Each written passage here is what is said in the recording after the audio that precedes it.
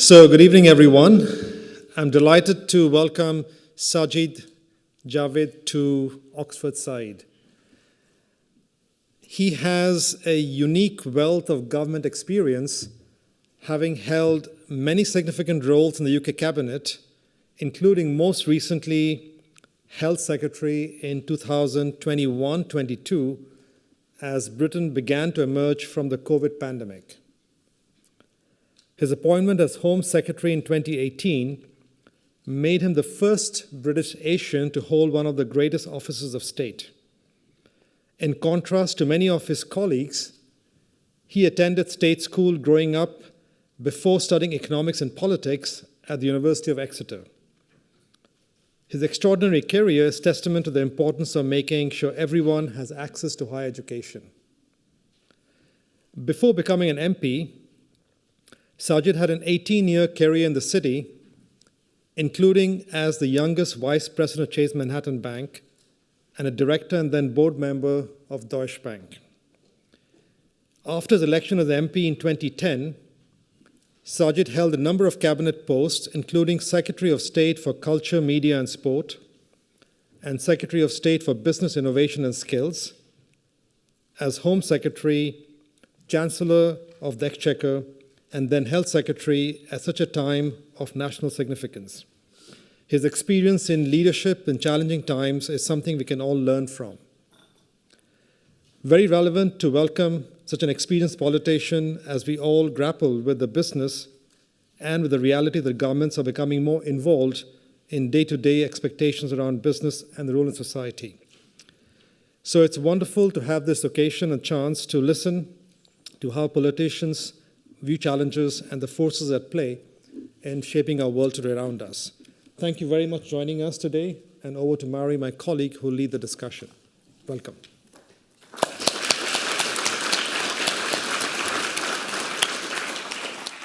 Thank you, Soumitra. And Mary Sacco, I'm a professor of management studies here at the business school, and it's so great to see all of you here who are not just from the business school, but across different departments, in particular from the School of Government as well. And what we're going to do today is to ask the speaker to give about 20 minutes, 30 minutes talk on 5 megatrends. And we'll have an opportunity to ask him questions in real time. So whether you're on Zoom in the virtual world or physically here, you will have an opportunity to pose some questions at the end of his talk. So what I'm going to do now is, without further ado, to ask Sajid Javid to give us the 5 megatrends talk. Thank you. Thank you very much, and thank you, Soumitra, for that kind introduction, and thank you, Mary, for helping to organize this. I'm very pleased to be here. So, as you just heard, I'll start with just talking about something I think is important to everyone. I think it's certainly important to me, and that is understanding our changing world. What are the big driving forces in that, what you might call mega trends. So let me get straight into that, because I want to make sure we've got enough time for any questions that you might have. Obviously on the topic, you can throw anything at me. I mean verbally, not physically, okay? But any question that you want when we get to sit down and have the Q&A. But megatrend. First of all, what is a megatrend? A megatrend is a trend that is so significant, so important that it impacts virtually every aspect of our societies globally, not just for years, but probably for decades to come. And the 5 that I want to talk about today are climate change and declining biodiversity, technology and life sciences, demographics, conflict, and migration. So these are the 5 that I've chosen. Now, that's not to say that there aren't other megatrends. You might be able to think of some. You might want to talk about some later. Some people have talked about global health as a mega trend, or the rise of populism, or concerns around public debt. So there are others, and I think those and possibly many others are probably, in my opinion, sort of subsets of the 5 that I'm going to talk about, but there are others. Also, just a word of caution at the start is that there have been, of course, predictions of megatrends in the past that haven't quite come to fruition. I was thinking about this earlier, and the first one that came to me was, I think there are many people in the 50s and 60s talking about how nuclear power was going to become the power of the future, how by the turn of the millennium, that nuclear power will be the main source of energy for the world. Obviously, that did not come to pass, but I think we can all see why that might have been a prediction at that time. It turned out to be more expensive, it turned out to have real management issues, and there were obviously safety issues as well. So please keep that in the back of your mind, the uncertainty, the volatility that comes with looking at trends, especially when you're going far out into the future. Now, let me just give you a snapshot of the 5 trends that I've just mentioned. So climate change and declining biodiversity. I'm glad someone's doing the slides. I thought I had to do them, so that's very helpful.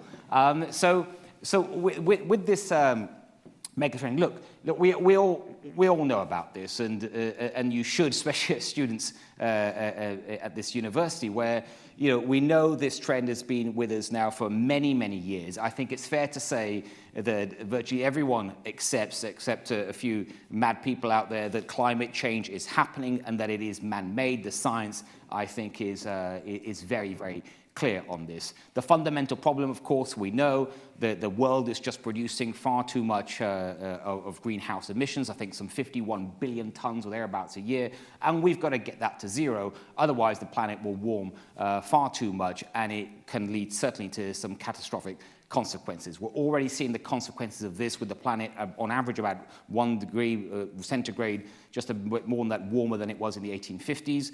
I personally think 1.5% is we're not going to be able to contain it at that level. I've got lots of reasons to think of that, but even if we can get it inside 2%, that's still not great, but it's still a lot better than 3 or 4%. Now, the good thing is we all understand it. We know the science. Another good thing is that politicians around the world, I think starting with the UK as the first major country was the one to vote in legislation to say by 2050 we want to be net zero. I think back at the recent COP in November, I think some 90 countries have done that or have said they're going to do that, which represents about 90% of the world's emissions. But that's where I think in the political world, in terms of getting things done, the good news really stops, because what I've found, and I certainly found in the UK Parliament, is very easy to vote on something, especially if it makes you feel good and gets you a few credits with your voters, that you don't have to be responsible to implement, that you can sort of kick out there 30, 40 years for the next generation of politicians and make it their problem. And that's not just true whether we're talking about the UK on voting, something like that. I think it's true in most countries. The hard part is, of course, delivering. And it's the consequences of climate change and how we adapt to that is going to change our world, because we are going to have to see much more adaptation, whether that's adapting to rising sea levels, falling fishing stocks, the degradation in our ecosystems, all of that we're going to have to adapt to. But in terms of getting to zero, we know some of the technologies that exist that are already being used really well, such as in renewable power, whether it's hydropower, solar power, geothermal power.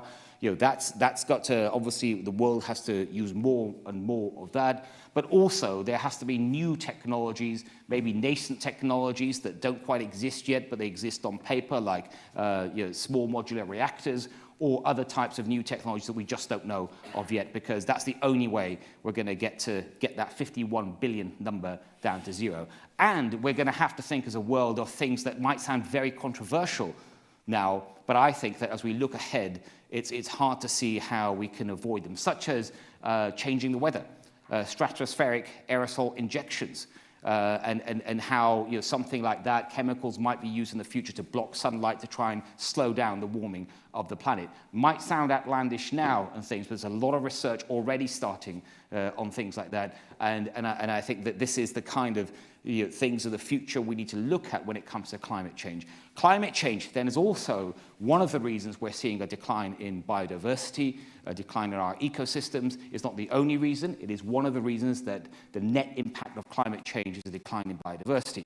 And on biodiversity, what I'd say is that actually I would just point to a seminal piece of work that was done by now a friend of mine, Professor Partha Dasgupta at another fantastic university. I know do you call it the other place here? Okay, well in Parliament when we talk about the other place, it's often something else, but he's a fantastic man. And when I was Chancellor, I commissioned him to do a piece of work on the economics of biodiversity. He published his work about 1.5 years ago. It's a seminal piece of work. I think it's going to become as important as the Stern Review was to climate change. And if you haven't seen it, you don't have to read the 900 pages of the report. You can read the abridged version, which is only about 12 pages. But I really recommend it. But at his heart, what he says is something we should all know, but he puts it so clearly that we rely on nature for every single thing that we consume. The water we drink, the food we eat, the products that we consume, everything. We rely on nature. Nature is our biggest asset, yet it is one of our most undervalued assets. And because it's undervalued, we don't value it in any kind of accounts or any financial mechanisms in any way. We don't even try. Because it's undervalued, we are completely overusing it. And if we carry on consuming, this is what Partha said with the work that he did, if we carry on consuming, we as everyone on the planet, if we could keep consuming at the rate that we currently are, we would need 1.6 planets.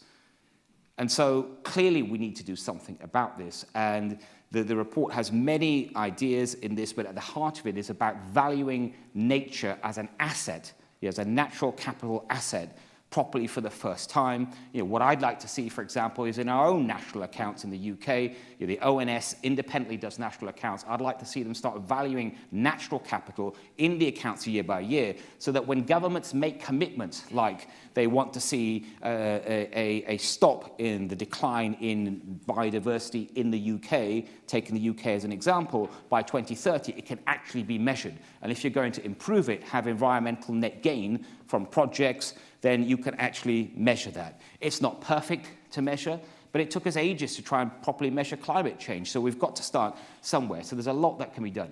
But both of those, climate change, biodiversity, it's about our planet. Our planet is changing. It doesn't matter what business that you want to be in, what organization that you might work for as students, or if you work for governments, it doesn't matter. You cannot avoid this, and it's going to affect everything.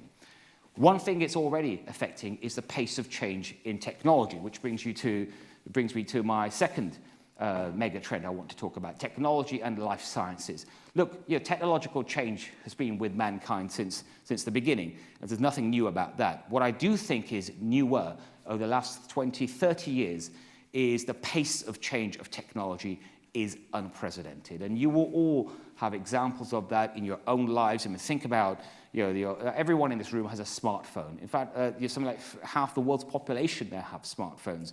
I think you would find it hard to think of anyone that you know that doesn't have one. I read a report the other day that 11-year-olds, children, 11-year-old to 16, 90% of them have smartphones in the UK. But that technology, what you use that for today, obviously not just to communicate, but to book restaurants, to book travel, to get information, that is to watch movies. That was unheard of even just 10 years ago. The idea that you could do that, and think of all the new companies that exist. How you would use quite easily everything from an Uber to an Airbnb, or how you get your news. How all of that is changed. And this unprecedented rate is going to continue. The pandemic accelerated it for lots of reasons. That continuation is going to stay with us. And what we will see is just that pace of change will, I think, further accelerate. We've just seen that recently with the recent work around AI and ChatGPT in particular. I'm sure many of you are using it quite rightly for your work and in improper ways. But when you look at that and the pace of change of that, you can see just how formidable it is. I think there's a confluence of four major areas in technology that we're seeing, and that is, of course, AI is one of them. It's cloud computing. It's also big data, and it's the Internet of Things. I think those four things combined, you can probably throw into that the advent of quantum computing, which doesn't quite exist yet, only in prototype form in China and in the US. But that in 10 years' time, I think will be much further ahead than it is now. Think of that processing power and how it will change. the world. And so that technological advance is going to affect, again, like climate change and biodiversity, I think everything we do, I think nothing will be untouched. And again, if you're a business, you're a government, any organization that you work for, where you might represent, certainly in the future as students, as you go on to do your next thing, that's going to be a huge factor. And the same for life sciences. I've put that in with tech, but it's also technology. I mean, I've seen just myself when I was Secretary of State for Health, some of the most formidable changes in healthcare. You all saw, for example, how the advancements in genomics and genetic engineering in particular have already made a difference in the first pandemic we faced as a planet for almost 100 years. I remember sitting with the board of Moderna, and I remember them explaining to me, I'm just taking one example, there could be many, about with mRNA technology have been completely unused until the COVID-19 pandemic came along, and how they explained to me that they got the genetic sequence in 1 week in January.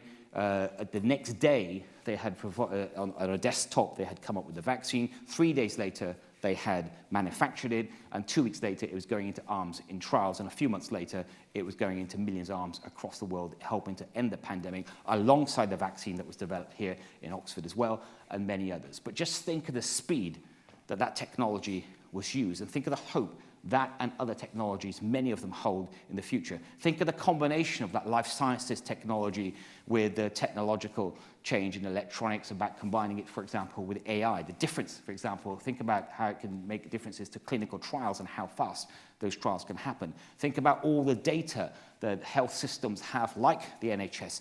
For example, I had a review done in the NHS called Big Data Saves Lives, and the whole purpose of that review was to look at how you can take that data safely from the NHS, the biggest store of health data in the world, and safely use it to save lives by coming up with new drugs and new treatments. But these, just a word of caution here is that when, again, a lot of this is fantastic stuff, but it can also be misused, especially in the technology space. But also in health, a lot of those advancements, they cost a lot of money. This research and development, it costs a huge amount. And I'll give you one very practical example that we confronted in the NHS. Anyone's heard of cystic fibrosis? It's a horrible disease, a really horrible disease. People, sadly, that have cystic fibrosis, I'm just using this as one tiny example, their median age, their life expectancy, I think, is 47. In the UK, there's about 10,000 people that have cystic fibrosis. There's a new drug, I think it's called Kaftrio. I might have the name slightly wrong, but I think it's called Kaftrio. A new drug. It is truly a wonder drug if you suffer from cystic fibrosis, because it means you can live a normal life and have normal life expectancy. Right? Think about that. Right? It's just a drug. It's an oral drug. You take it. Think about the difference that now makes. It's just been authorized a couple of months ago by the MHRA here in the UK. And the NHS has this drug. It costs £100,000 per person per year.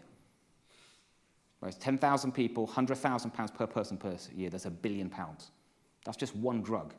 That's hugely important, rightly so, to those people and their families that have cystic fibrosis. Everyone gets that. It's a huge amount of money. Every health system in the world has limited resources. It's not just the NHS. No matter how it's constituted, it will have limited resources, some less so than others, especially one that's totally funded by general taxation. And there will be decisions and trade-offs to make in that health system. And that's what governments are going to have to confront more and more because of the advent in life sciences, but also because of my third megatrend, which is demographics. Because there's more of us, 2 billion more people by 2050. We're living longer. So by 2050, I think the UN estimates that the number of people over the age of 60 globally would rise from 950 million, where it is today, to around 2 billion. And also, we're going to see much more urbanization as well. And by the way, that urbanization, I connect back to the climate change, the biodiversity changes, and the technology changes as well. 50% of the world's population today live in urban areas, and the UN estimates by 2050 it will be more than 70% of the world's population. Those are massive changes in demographics, and it will have huge consequences. It already is. But think about health systems, social care systems, consumer purchasing patterns. All of these big changes and workforce changes. And I think for many countries and businesses, they start to compute what that actually means for them, both in terms of challenges and opportunities. Now, my next mega trend is conflict. And again, all the previous ones, climate change, tech, demographics, are feeding into increased conflict. And by conflict, by the way, I don't just mean conflict between nation states. The conflict can exist, in fact, most of it does exist within nation states. Everything from civil wars, as we're sadly seeing, if you look at Sudan right now, to conflict at a social level in terms of lack of social cohesion between sort of economic groups, between regional groups, within states as well. I think at all levels that conflict is increasing, but at the state-to-state level, that is where the threat has increased the greatest. And that is because of something that happened 15 months ago, and that was the invasion of the mainland of Ukraine by Russia. Why was that such a significant event? Because it was the first the first time and one major country in Europe has invaded another since the end of the Second World War. And it wasn't any old country that carried out the invasion. Of course, it was a major power. It was Russia. And that has huge significance. It marked the end of the post-Cold War period. So we're now in the post-Cold War period. And it's going to be a period of the potential of greater conflict. And in fact, this is leading now to geopolitical shifts, which are all part of these megatrends, which is a shift away in terms of focus of the liberal democratic world, let's call it broadly the West, actually away from thinking about Russia, thinking much more about China and the rivalry of China. Why is that? It's not that Russia is unimportant, but since the war has started, what Russia has shown, unintentionally to the world, that its conventional military forces are very weak. They're just not that capable.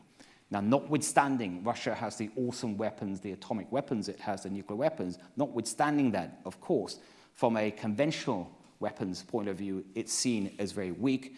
And in terms of other power, soft power, cultural power, economic power, its economy is smaller than the size of Spain, for example. It's not considered a rival. And attention of NATO countries or Western countries has shifted dramatically to China.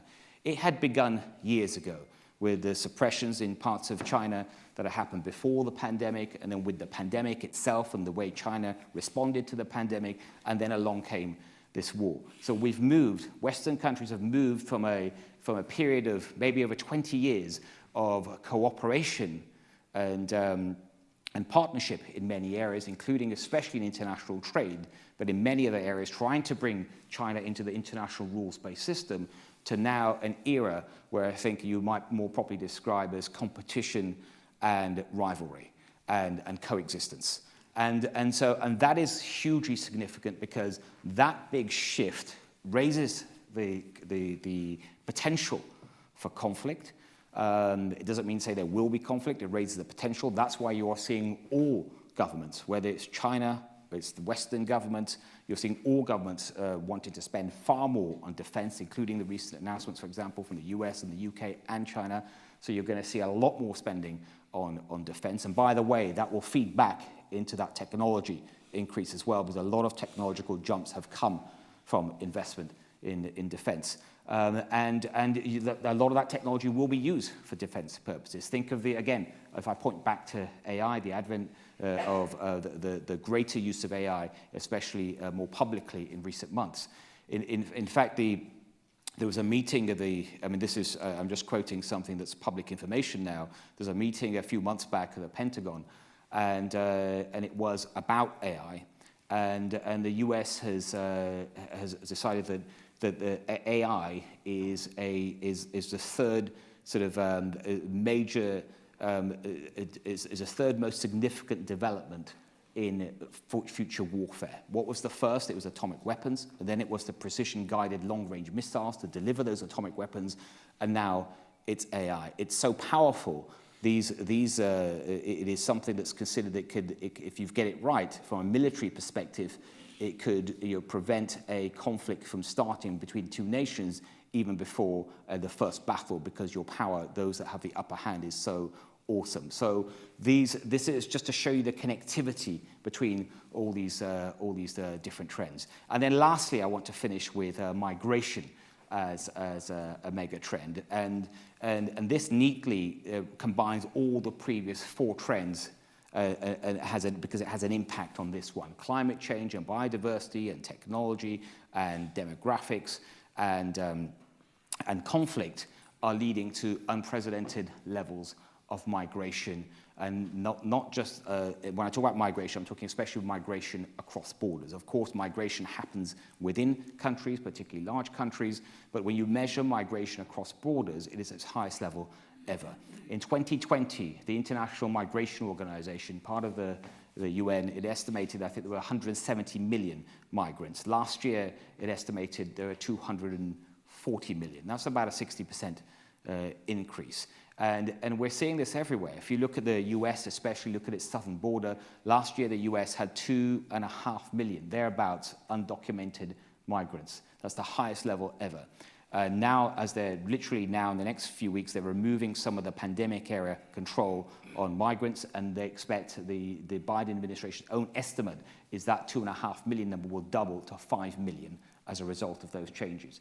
Look at Italy, for example, with the Prime Minister there, Meloni, and her party was elected largely on a mandate that was to control immigration. Since she's been in office, immigration has gone up threefold. And look at the UK itself. When I was Home Secretary, I was really concerned when I had small boats arrivals from France to the UK that numbered 900 in my last year as Home Secretary. So big that, for me, that I could declare it a significant incident and put together all these measures, went over to France, saw my opposite number and tried to see what we could do. 900 in 1 year. Last year, we had over 45,000.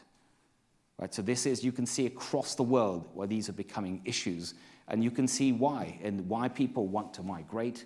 There are lots of reasons, and I point you to the 4 previous megatrends, and this will continue, and governments, businesses, and others will have to see how they respond to this, and it's not straightforward. It can cause a lot of positive and negative issues in society. The positive, of course, of migration, especially when documented, is that it'll take you back to the 2 billion growth in the world's population by 2050. Most of that growth is in the global south. In fact, most countries in the global north will see a decline in their population unless they have immigration. So if they want to keep a working age population that can serve their aging population, then they're going to have more immigration. And that is something, I think, again, that needs to be properly thought about and debated.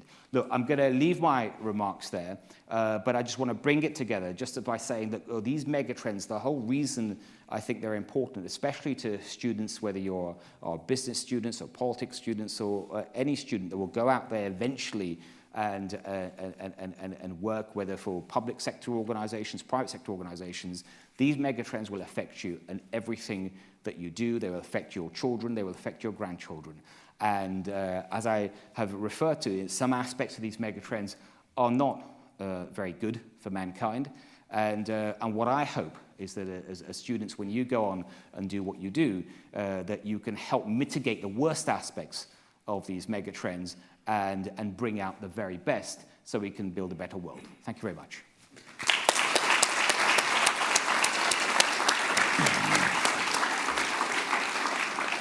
Wonderful. Thank you so much, Sajid, for that tour de force in surveying the 5 mega trends and actually connecting some of the trends together as well. Thank you. So I think there's a huge amount of things to explore about how you think as a politician and beyond. So I encourage all of you to pose questions, even if you are here in the room, just an incentive. I'm going to call on people who are on Zoom first.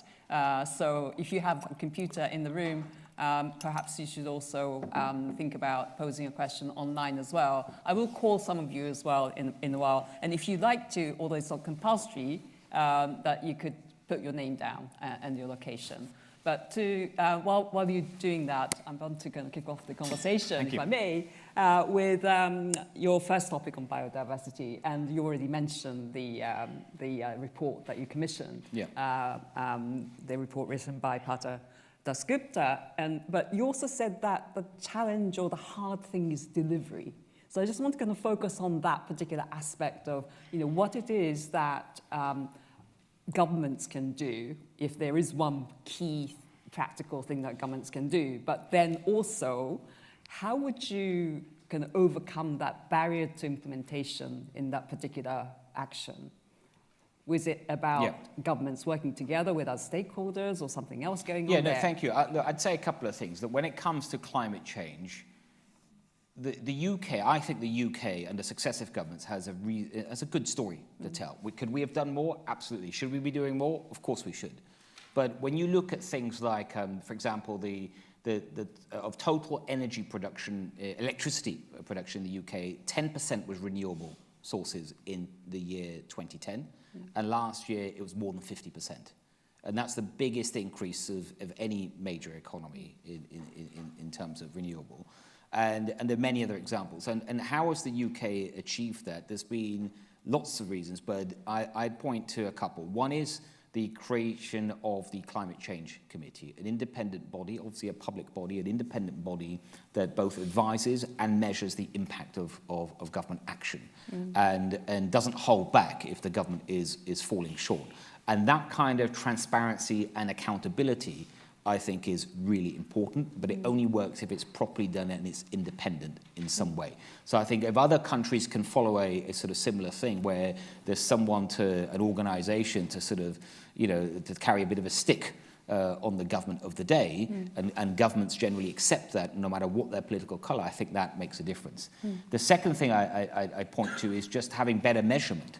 And to go back to the biodiversity example, one of the reasons I commissioned that report is that, well, look, we all know that biodiversity is heading the wrong way. I mean, people can see that, right, probably in their own neighborhoods.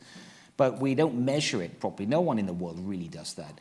And the reason I got an economics professor to look at this and the work that was done was to try and put a number on it, because it's a bit crude, yes, but it actually, if you can measure it, then you value it more, and then you can then see the impact of changes. And again, my idea of, if you put natural capital as our biggest asset, if you put that in the national accounts, and then organizations, peoples, researchers, academics can see the changes in that over time, positive or negative, then it's easier to hold the government to account and to measure the impact of a policy. So those are just like two examples of things that can be done to help more with this issue. Right, so whole government account and measurable outcomes that you can monitor. Let me bring in one of the questions, which is kind of obviously in the business school, bringing businesses into this debate as well. Yeah. And it's a question from Gemma in Manchester, who's on diploma in organization leadership. She asked about what mechanisms could be used to keep businesses accountable with respect to the environment and biodiversity activities. So. Well, there is a sort of parallel to what I've said about government and measurement. And so one is, again, requiring businesses, particularly large businesses, to measure their impact on the climate, on biodiversity, and so that they can be held accountable. One of the biggest issues there, of course, and many of our students I'm sure will be familiar with this, is that getting agreement, certainly international agreement, just within a country, let alone between countries, about how that measurement should happen has proven difficult. There's been good progress, but I think there needs to be more sort of international coordination on that. And then also for companies as well, in that, look, it's hard to find a company on the one hand without an ESG policy today, right? Especially a large company. They all say they've got one. But in my experience, when I was business secretary and first time I started properly looking at this, I just felt that for a lot of companies it was just a tick box exercise. They just want to say they got an ESG policy. They hire someone and call him or her the head of ESG, and they pop up now and again, attend a few conferences, and they pretend they got an ESG policy. And also, like governments, when I was given the example of governments voting for something that they're not going to be responsible here and now, but the next generation is, that's easy to do in a country. It's easy to do for a CEO as well. I mean, what CEO wouldn't like to say, again, get the credit for coming up with a policy, but if they say we're going to be carbon neutral by 2040 or something, then it's someone else's problem. They'll be long gone, paid off, take all their stock options, and they're done, right? So the problem here is that, how do you embed these policies more and make CEOs accountable? And I think there has to be a sort of statutory process in that as well, about working again across countries, trying to get a level playing field on it, but trying to make the boardroom accountable, especially the CEO of a firm. I think if the CEO doesn't own it, it won't happen. Right. Let me change the topic to technology and actually AI. A lot of the questions which are coming through right now about that as well. So Yeah. Just to kick off in that topic, I think, as you mentioned, generative AI really kind of made a step change in the level of interest and activity and excitement about the technology and its potential, but also the level of concerns as well about misuse you mentioned as well. Yeah. How serious do you think these dark sides are? And again, what can governments do? What should they be doing? Look, I mean, first of all, overall, I think that AI is a good thing for our planet. In a lot of the problems that I've talked about, problems I didn't get to talk about today, I think AI can make a huge difference in helping the world cope with them, mitigate, and indeed solve them. So, that's the perspective I come from. But like many new innovations, new technologies, there's a dark side to them as well. And if I can, I'll just share a quick example with you, is that, when I became Home Secretary, I thought, I think probably most incoming Home Secretaries may have thought like this. You come in and you think that the darkest side of my job is probably going to be dealing with terrorists and serious crime organizations and things like that. I was wrong. The thing that hit me the most when I became Home Secretary was one day when I visited the National Crime Agencies. They have an operation for child online exploitation and abuse. And these brave police officers, they monitor and then try to research and convict people, pedophiles basically online. And I just used that as an example of how there is a dark side to all technology. And what you've seen with that, with child abusers online, is that in the old days, if you wanted to abuse a child, you had to have some kind of close contact. Maybe you're a sports coach, maybe you're someone in the family even. But now anyone can have contact through the online world. And you're seeing an explosion, for example, in not just abuse of sharing videos and content, other types of content, but also live directed abuse. Someone sitting in their home in Manchester abusing a child live in Manila, right? And so this is just the darkest side of humanity. And that's all been enabled by technology. And now with AI, I think you'll see more of that kind of opportunity for, let's say, if we can call them bad people. Everything from, say, with the growth in encryption messages, end-to-end encryption. And so if you think about whether it's WhatsApp or Facebook with encrypted messages, again, if I stick to the pedophiles example, you can share anything you want, and you'll never get, they'll feel they never get caught because it's end-to-end encrypted. And so your societies need solutions for these kind of challenges.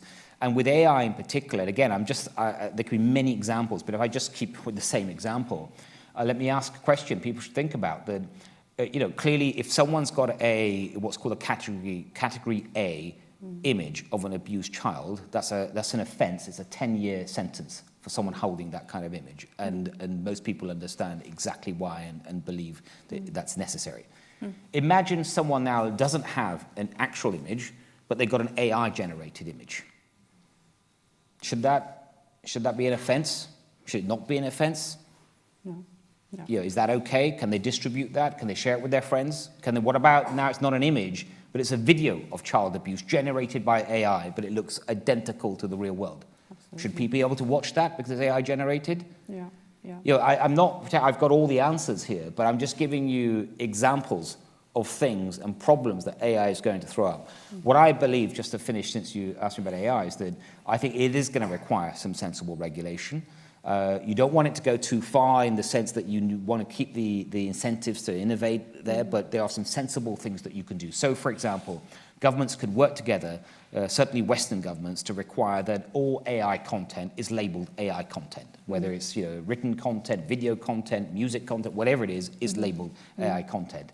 You could have a requirement that anyone who is signing up for AI, like on a chatbot or an account, that they can't be anonymous and they have to be proper authentication. You could require AI companies to be much more transparent about the algorithms, the coding that they're using, make it available to regulators, to researchers, and others. And also, one final thing I think you could do is we should seriously think about trying to find ways to raise the age for children to get access to a lot of online technology. Nowadays, it's sort of considered at the age of 13, but obviously children's brains, their frontal cortex is much less developed, they're much more vulnerable, much more sensitive, and with AI and the ability for misinformation on AI, I think children could be particularly affected, so I think there's better ways to protect children.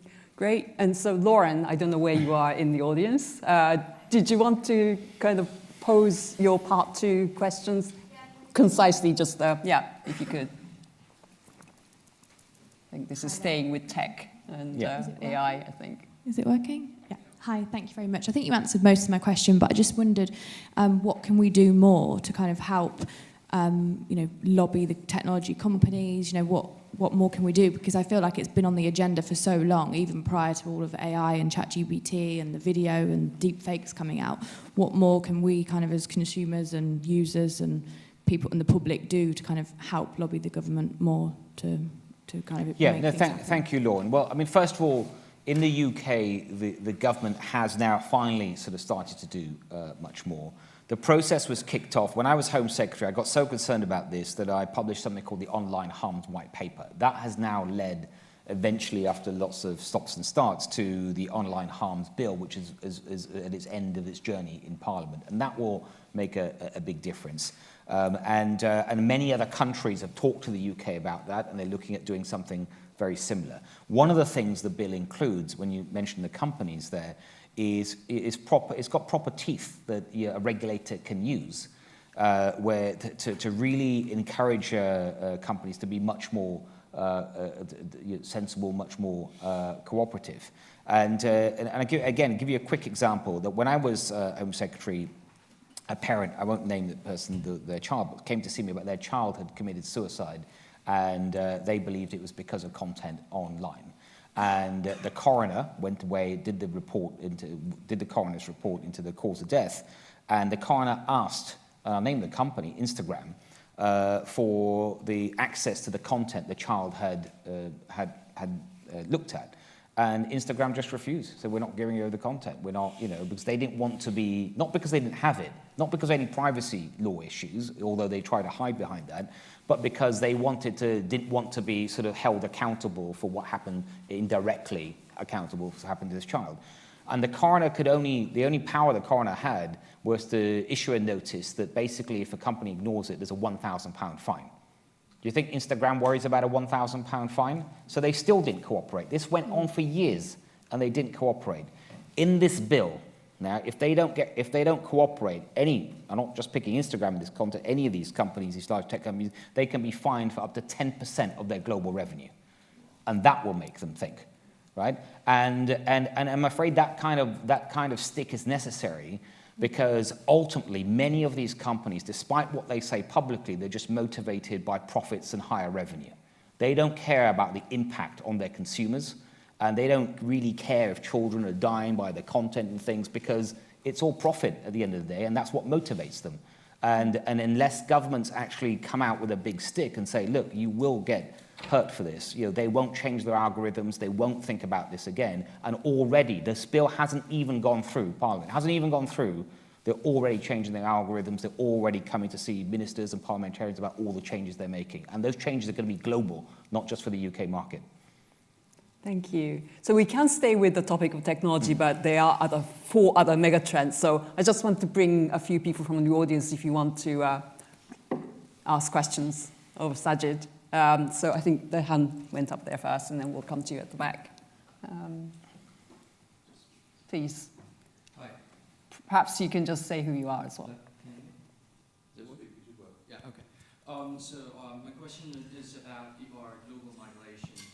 It seems when I look at our society that, for example, the wealth inequality has been accelerating, especially after the Javid or the conflict in between Russia and Ukraine, and inflation has been accelerated, and also our people need to require more adaptability on emerging technology in the society. Because those, it sounds are completely opposite of our inclusion or migration. The question is how we should pursuing the global migration in a positive way while dealing with those inequalities?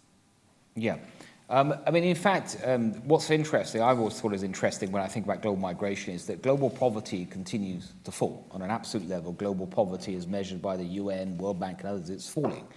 On a relative basis, if you measure it that way, you could argue that it's increasing. And of course, in certain countries, especially when they have a huge conflict or a completely failed state, huge conflict like Syria, obviously you're going to see lots of outward migration, lots of refugees, but also in some, say, East African states, where you've seen a big state failure, and that will cause migration. But a lot of the global migration is economic migration, right? It is not migration that is led by, let's say, people that are what one might describe, in my opinion, as sort of genuine refugees, genuine asylum seekers. A lot of it is economic migration, and there are legitimate routes for economic migration, like my parents took when they came from Pakistan, and there are undocumented, illegitimate routes, like the small boats issue, or like the problems on the southern border of the US. And this, I think, it's this economic migration that is causing the biggest challenge, undocumented economic migration. And again, one can understand why it's happening. And it's linked to, I think, to all of the other trends that I mentioned. Take technology, just to you take that one, for example. The people, for the first time, living in, let's call it broadly, the global south, if I may, they can see through their own smartphones, their own access to technology, how the rest of the world lives in the global north. And understandably, they want a piece of the action, right? And why not come to the north and have that? In the past, that was much harder to connect with and to see for yourself. And not only that, they can communicate with all their friends or family that might be sending them remittances from abroad.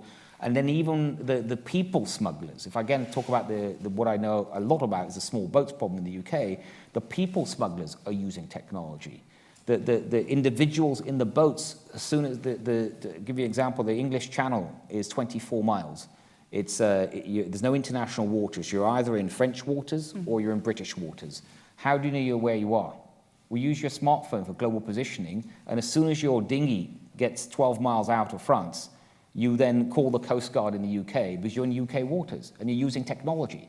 So technology is a big aspect of this. There's no easy answer to this, and the problem with, I think, at the international level, is that countries don't want to agree. Even within the Eurozone, the Schengen zone of countries, they won't agree about how to manage this, and even though they have a borderless area. I remember when I used to go to EU meetings as the Home Affairs, as the Home Office Secretary of State, and there was one, I mean, there were a lot of rows there, and a lot of them involved the UK, but one row that I could stay out of because we weren't in Schengen, I would just sit on the sidelines and listen, was the big rows that would take place between sort of France and Germany at one side and the Eastern European countries on the other side. I mean, huge rows, and it still continues to this day.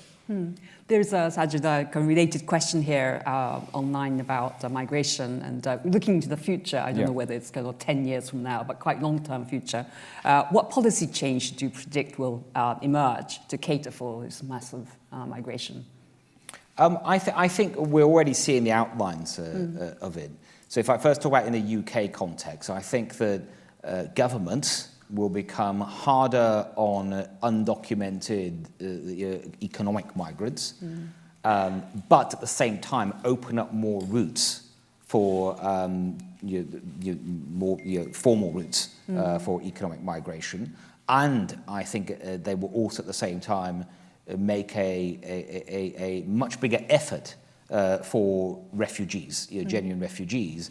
And I think that a lot of that will happen by probably through the UNHCR working with them take the refugees out of refugee camps. Because what it allows governments to say is that we are open to refugees and will welcome them into our country, but we're going to take a much harder line on those people that we believe are economic migrants and don't have the documentation. I think that's what happened in the UK. I think that's what will happen in Europe, and already is, and it's certainly what will happen in the US. Right, interesting. So I think there was a question at the back. Let's have that question, whether it's about this topic or some other mega trend that you had in mind. Hello, so this is This is Yusuf from the business school. So yeah, it's about the political conflicts mega trend. So you've mentioned that the focus of the West and the NATO is shifting to China as a new rival and competitor. Yeah. And I understand the need of governments to have like enemy to at least justify sending money abroad. But still, given the fact that China is one of the mega influencer and they can really influence Russia, will we expect to see the West extending their hands to China to resolve the whole issue or not?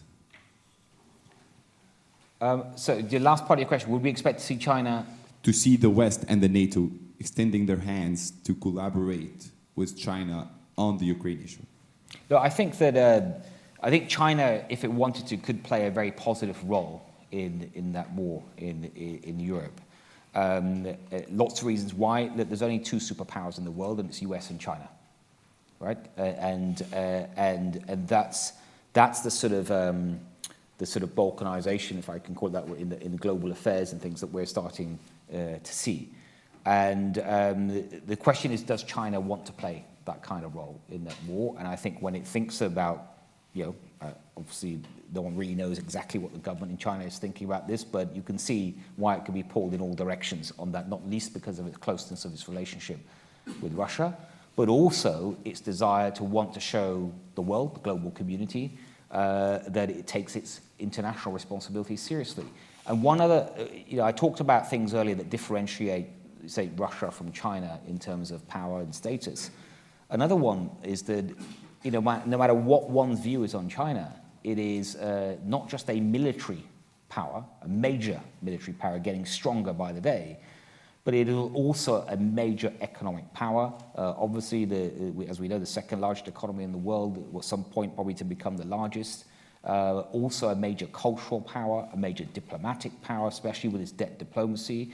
It is necessary to help deal with many of the challenges I talked about today. In a way, Russia is completely unnecessary, right? China, you will not get any progress on climate change or biodiversity without China cooperating on conflict. Think about arms control deals and stuff and the importance of China in that, for combating global terrorism and the importance of China in that. So China, whilst there is this rivalry, it is also a necessary partner to deal with the world's challenges, and that is why I think you see governments across the world in having a much more nuanced and sensitive relationship with China, because you might think of yourselves as rivals, but you also got to work together because you both share the same planet. Thank you. So in the remaining few minutes, I just wanted to kind of switch the level a little bit from megatrends to a little bit on your personal level, if I may. Oh, it depends what it is. Well, want to ask you, what made you want to enter politics? I mean, you've been very successful in banking, having worked for Deutsche Bank and Chase Manhattan. You could have stayed there. So I think some of the students here who are making important career choices right now or in the very near future might be very interested in understanding what made you kind of want to switch your career from business to politics. Thank you. We're all different, and for me, it was I was as a child I was interested in two things, and that was I became very interested in what I didn't call it politics at the time. I just used to watch the news on television and think about events going on around the world. A significant moment for me when there was a change in prime minister when I was about 10, 11 years old, and it's Margaret Thatcher.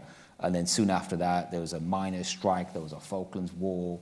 A few years later, there was the Big Bang in the city. All these things sort of made me think about how whoever's in charge of a country, like the politicians in charge, how they can have such a dramatic impact on your lives, right? And that's something that stuck with me for a while. And the other thing I was really interested in is making money, and actually the two came together because I managed to earn money by going into the city, working in finance, but I would not have got a job, I'm convinced, in the city with my background had Margaret Thatcher not instituted what was called the Big Bang, which is a big reform of the city in the UK, where before that it's basically a closed shop. All deals, all share offerings, IPOs, bond deals, they were all done by a handful of 4 or 5 merchant banks owned by families and really rich people that all went to posh schools, all probably went to Oxford or Cambridge, and they all wore the same school tie, right? That's the way business happened. And she came along and smashed that up, welcomed international banks, other banks, and created competition.